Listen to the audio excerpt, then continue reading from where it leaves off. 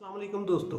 आज हम बात करेंगे फलों के बादशाह आम की, जो अपने जायके की वजह से पूरी दुनिया में मशहूर है। ख़ुसूसी तौर पर पाकिस्तानी आम को पूरे पाकिस्तान के अलावा दुनिया भी पसंद करती है और पाकिस्तान दुनिया में टॉप 10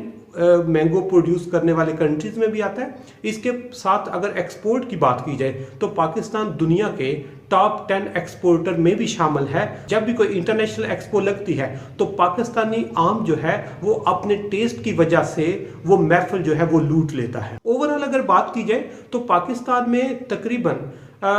16 लाख टन आम प्रोड्यूस होते हैं। अब 16 लाख टन आम जो प्रोड्यूस होते हैं उसमें से तकरीबन 70,000 टन जो है वो हम एक्सपोर्ट करके 130 मिलियन डॉलर जो है वो कमा लेते हैं, और बाकी उसका जो मेजर पोर्शन होता है वो पाकिस्तान के अंदर ही हम सेल करते हैं ताकि हम अपने लोगों को सस्ता आम दे सकें। जिस तरह बताया है कि हर उम्र के लोग आम को पसंद करते हैं और इसकी पसंदीदगी की सबसे बड़ी वजह इसका जायका है। लेकिन आम खाने वाले लोगों के लिए एक काफ़ी बुरी खबर है जो director mango research institute Multan Abdul Ghaffar साहब ने दी है। उन्होंने कहा कि इस साल पाकिस्तान में मैंगो की प्रोडक्शन 60% कम है। मतलब पिछले साल की निस्बत इस साल 60% आम की प्रोडक्शन कम हो रही है, और जिसकी वजह से वो आम की जो सप्लाई है वो कम होने से शायद मार्केट में उसकी प्राइसेस ज़्यादा हो जाएं। और वो कह रहे हैं कि आम रूटीन में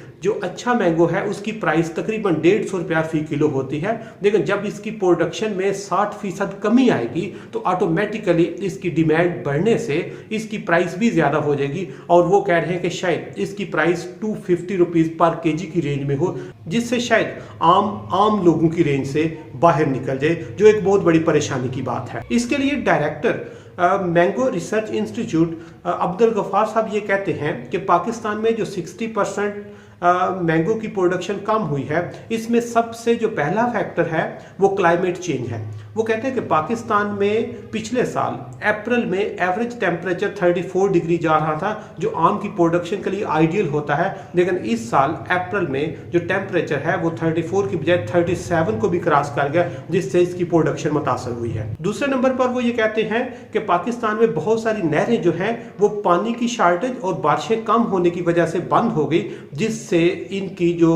पानी की सप्लाई है वो मुतासर होने से भी इसकी जो प्रोडक्शन है वो काफ़ी हद तक कम हुई। ये इसका दूसरा बड़ा फैक्टर है। तीसरे नंबर पर वो ये कहते हैं कि पाकिस्तान में लोड शेडिंग और डीजल की शॉर्टेज की वजह से लोग ट्यूबवेल को भी प्रॉपर यूज़ नहीं कर सके कि आम की प्रोडक्शन ज़्यादा करें, इसलिए लोड शेडिंग और डीजल की शॉर्टेज से भी मैंगो की प्रोडक्शन जो है वो कम हुई। इसके साथ वो ये भी कह रहे हैं कि आपके जो बड़े शहर हैं वहाँ पर हाउसिंग सोसाइटी ज़्यादा होने से आम की कटाई शुरू हुई, और जब आम के दरख्तों को काटा गया तो उससे भी इसकी जो प्रोडक्शन है तो उससे भी इसकी प्रोडक्शन पे मनफी असर पड़ा। इसके साथ साथ वो ये भी कहते हैं कि हमारी जो अरबाब इख्तियार है या जो ब्यूरोक्रेसी है उसकी इंटरेस्ट भी एग्रीकल्चर में या मैंगो की प्रोडक्शन में नहीं है, लेकिन ये कई हजारों नहीं लाखों लोगों के लिए रोजगार भी पैदा कर रहा है। ये लोगों को सस्ता फ्रूट प्रोवाइड करके अच्छी सेहत का भी ज़ामन है, लेकिन इसके लिए कोई सीरियस एफर्ट नहीं की गई। इसलिए मैंगो रिसर्च इंस्टीट्यूट के डायरेक्टर का बयान जो है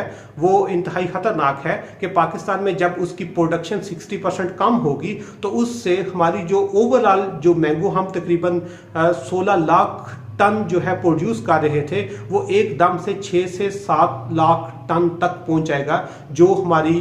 मुल्क की नीड पूरी करने के लिए शायद सफिशिएंट ना हो, जिससे हमें एक और जो है प्राइस इंक्रीज जो है उसको फेस करना पड़े, जो हमारे ओवरऑल इन्फ्लेशन में भी कंट्रीब्यूट करेगा। इसके साथ साथ हमारा जो मैंगो है इसकी एक अपनी पहचान है, ये नेशनल लेवल पे हो या इंटरनेशनल लेवल पे, इसलिए इसको सर्वाइव करने के लिए, इसको सेव करने के लिए या इसकी आउटपुट इंक्रीज करने के लिए जो अरबाब इख्तियार है उनको इसको जो सीरियस लेना चाहिए। इसलिए ये हमारे लोगों के रोजगार के साथ साथ आमदनी का भी एक बहुत बड़ा जरिया है।